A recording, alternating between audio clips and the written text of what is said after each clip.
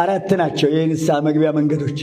አንደኛ ቃል በቃል ገጽ በገጽ ቀርባችሁ ይሄን አድርጌያለሁ ቅጣትን መቀበል። 2 በወረቀት ጽፎ መስጠት። ውዳሴ ማርያም ሰኞ ውዳሴ ማርያም እንድምታ ላይ ያቺ ሴት የታደለች ጽፋ ኃጢአቷን አባቴ እንዳልሰጠው አፈረች። አባቴ ይፋቅልሽ በለኝ።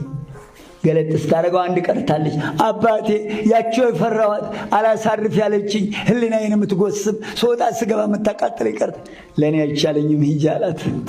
ተዋህዶ ልጆች ስትመጣ ስትሄድ የአባቶቻችንን ፈሊጥ ይሁት ስትሄድ ውሃ ይጠማታል፣ ያልባታል መንገድ 2 ሰዓት ቢፈጅ 4 ሰዓት ደርሶ መልስ 2 ቀን ቢፈጅ 4 ቀን በፈሊጥ እግዚአብሔር ይቅር እንድላት በይ ስትመለሽ ሞቶ ታገኘዋለሽ ሳትጠራጠሪ አስከሬኑ ላይ ጣላት።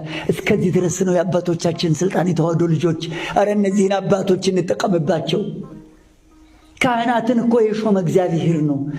ስልጣን ድውይ ፈውሱ፣ ለምጻን ጹሙ፣ ታንሱ፣ በከንቱ ተቀበላችሁ በከንቱ ስጡ፣ እስከ ዓለም ፍጻሜ እኔ ከእናንተ ጋር ነኝ፣ ወደ ዓለም ሁሉ ሂዱ እኮ ነው ያለው። እንዴት ያለ ሹመት ነው! ድውይ መፈወስ፣ ሙት ማንሳት። ክቡራን እኮ ናቸው ካህናት አባቶቻችን እኮ ከባዶች ናቸው እኮ። አንደበታችሁ ቢፈራ ጽፋችሁ ድርጊቷን ብቻ ሰርቄያለሁ፣ ዋሽቻለሁ፣ አምቻለሁ፣ አመንዝሬያለሁ፣ ዘፍኛለሁ ድርጊቷን ብቻ። እንደው ከዕለታት አንድ ቀን እንደው ገንዘብ ከኪስ ያጣሁና ቤት እንጀራ የለም እንደው ራበኝና ሰረኩ። ምን ያደርጋል ይሁሉ አተተ?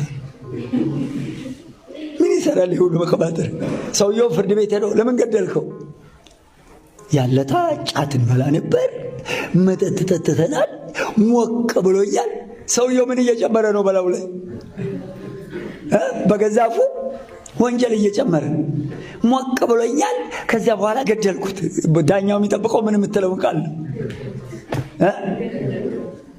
ይሄ ሁሉ አያስፈልግም። ዋሻው፣ ገደልኩ፣ ሰረኩ በቃ።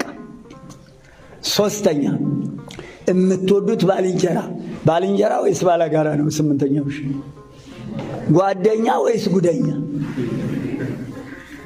አለ? ባልንጀራ የምትወዱት ባልንጀራ ካለ ወይም ጓደኛዬ ነው የሚባለው። ጓደኛ አይደለም ጓደኛ። ጓዳ ውስጥ ያለ ምስጢር፣ ቅቤው፣ ሽሮ፣ ጩኮ፣ አቤት ዳቦ፣ ውርጎ ወይ እና ወይዘሮ ስንዱን ከኔለሽ የቀመሙት ድቁሱ ሚጥሚጣው ኧረ ስንቱ ጓደኛ፣ ምስጢሬ፣ ገበናዬ ማለት ነው።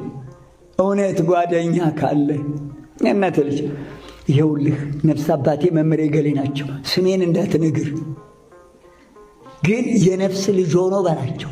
እርሶን ለማየት ፈርቶ አብሮ ስለኖረ አቤት ይህን ኃጢአት እንዴት ይሰራል ብለው ይታዘቡኛል ብሎ እኔን ልኮኛል። ግን እንዲህ የምትልኩት ወንደኛ አለ?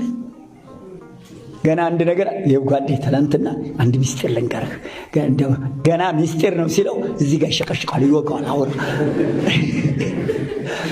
አውራ ይለዋል። ገና ሳይጨርስ የእናቴ ልጅ እውነተኛ ጓደኛ ካለህ ይኸውልህ ይህን ሰርቻለሁ ጻፍና ስጠው። አባቴ ልጆ ነው ይኸው ኃጢአቴን ተቀበልልኝ ብለዋል ብሎ ያ ወረቀቱን ይሰጣል፣ ወይ በቃል አስጠንቶ ይልከዋል። እግራቸው ስር ድፍት ብሎ ቅጣቱን ተቀብሎለት ይመጣል። እግዚአብሔር ይፍታህ ብለዋል ሲሉኝ አቤት አባቴ ይፍቱኝ። ያ ተራራ የማይከልለው ደመና የማይገርደው አምላክ እዛ ሆኖ ይፍቱ ሲል እሱ እስከሚመለስ ድረስ በግንባሩ ተደፍቶ ተንበርክኮ ነው የሚጠብቀው። እዛ እግዚአብሔር ይፍታህ ሲሉ ከራስ ጠጉር እስከ እግር ጥፍሩ የያዘው አስሮት የነበረ የኃጢአት ሰንሰለት አብሎ ይወርድለታል። ከዚያ በኋላ ቅጣቱን በደንብ ተረድቶ ይዞለት ይመጣል፣ ይጨርሳል። ያጭቃል። 3ኛው የማይታወቅበት ደብር ሄደህ ሸምገል ያሉ ካህን በመድኃኔዓለም በመብርሃን አባቴ አይለፉኝ ይገላግሉኝ፣ በኃጢአት ታስሬ መጥቻለሁ ይፍቱኝ። ይኸው የሰራሁት ኃጢአት ብትፈልግ ጽፈህ ብትፈልግ በቃልህ ተረስቶ እንዳይቆጭህ ተምረሃል። ጽፈህ ብትሄድ ጥሩ ከመመላለስ ጻፍ አድርገህ ውዳሴ ማርያም ውስጥ እዛች ጸሎት ውስጥ አድርገህ ይኸው አባቴ ገላግሉኝ። ያውቃሉ አባቶቻችን የተዋሉት። ያዕቆብ ስንት ምዕራፍ ነው? 5 ምዕራፍ መሰለኝ። ያዕቆብ ለወንድምህ ኃጢአትን ለምትወደው ባልንጀራህ ንገር ይላል።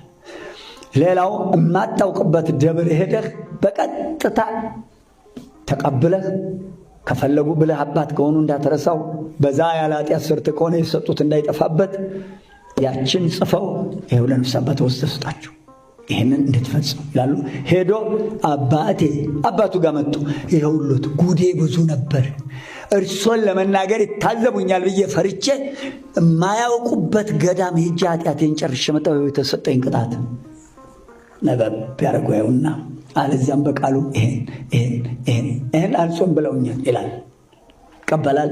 እሳቸውም እግዚአብሔር ይፍታ፣ እንኳን ገላገለህ ልጄ በርታ ይሉታል። ባገኙት ቁጥር የደረስክ ስግደቱን እየሰገድክ ነው፣ ምጽዋቱንስ ጾሙንስ ይጠይቁታል፣ ይከታተሉታል። ሲጨርስ ወዲያ ወደ ሥጋው ደግሞ